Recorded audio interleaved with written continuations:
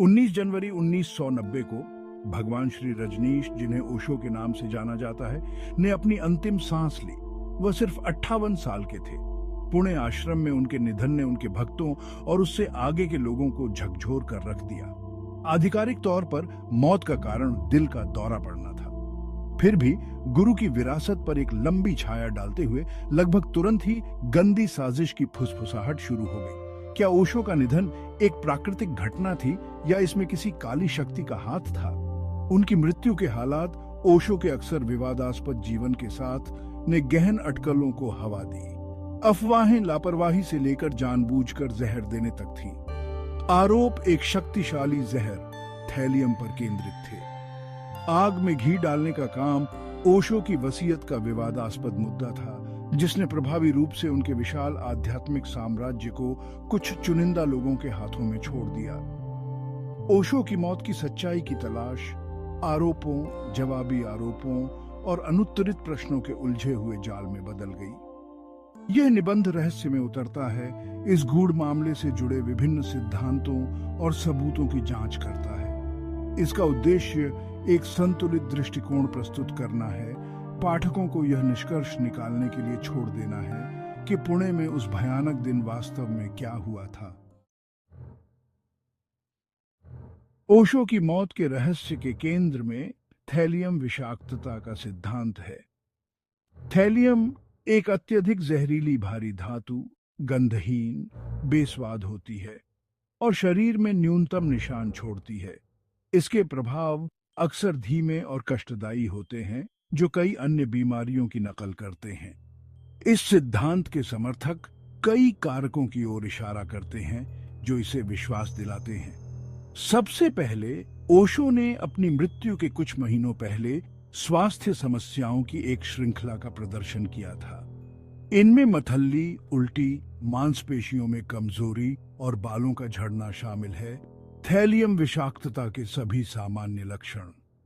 दूसरे, संयुक्त राज्य अमेरिका में अपने समय के दौरान ओशो ने सार्वजनिक रूप से दावा किया था कि अमेरिकी अधिकारियों ने उन्हें जहर देने का प्रयास किया था, जबकि ओशो के जीवन काल में उनके दावों का समर्थन करने के लिए कोई ठोस सबूत सामने नहीं आया। लेकिन उनके अनुयायियों को यह संदेहास्पद लगा कि भारत लौटने के तुरंत बाद ही वह एक रहस्यमय बीमारी के कारण दम तोड़ गए। उन्होंने आरोप लगाया कि हो सकता है कि विदेशी ताकतों के इशारे पर भारत सरकार विवादास्पद गुरु को चुप कराने की साजिश में शामिल रही हो। ओशो के कई शिष्यों की गवाही से विषाक्तता के सिद्धांत को और बल मिला, जिन्होंने उनकी मृत्यु के बाद इसी तरह के लक्षणों का अनुभव करने का दावा किया था। उन्होंने आरोप लगाया कि आश्रम में भोजन या पानी में थैलियम मिलाया गया था। हालांकि आश्रम प्रबंधन ने इन दावों का जोरदार खंडन किया, जिन्होंने कहा कि ओशो की मृत्यु प्राकृतिक कारणों से हुई थी। थैलियम विषाक्तता के सिद्धांत को पूरी तरह से समझने के लिए संयुक्त राज्य अमेरिका में ओशो की उथल-पुथल भरी अवधि पर फिर से गौर करना चाहिए। 1981 में लगातार पीठ की बीमारी के लिए चिकित्सा उपचार की मांग करते हुए ओशो अमेरिका चले गए और ओरेगॉन में एक विशाल कम्यून की स्थापना की। हालांकि उनका समय वहां संघर्ष और विवादों से घिरा रहा। ओशो की शिक्षाओं, जो अक्सर पारंपरिक मानदंडों को चुनौती देती थीं और खुले यौन संबंधों को अपनाती थीं, ने रूढ़िवादी समूहों के गुस्से को आकर्षित किया। लाल और नारंगी रंग के कपड़े पहने उनके अनुयायियों को स्थानीय समुदाय द्वारा संदेह की दृष्टि से देखा जाता था। भूमि उपयोग और आव्रजन को लेकर कम्यून कानूनी लड़ाई में उलझ गया, जिससे तनाव और बढ़ गया। यहीं इस दौरान ओशो ने अमेरिकी सरकार पर अपने खिलाफ जहर देने के प्रयासों के आरोप लगाने शुरू कर दिए। उन्होंने दावा किया कि उनके भोजन के साथ छेड़छाड़ की जा रही थी और उन्हें गुप्त रूप से विकिरण के संपर्क में लाया जा रहा था। उनके शिष्य निष्ठावान ने इन दावों को प्रतिध्वनित किया, उनके गुरु को चुप कराने की साजिश की ओर इशारा किया। जबकि ओशो के आरोपों को प्रमाणित करने के लिए कोई ठोस सबूत कभी सामने नहीं आया, लेकिन संदेह के बीज बो दिए गए थे।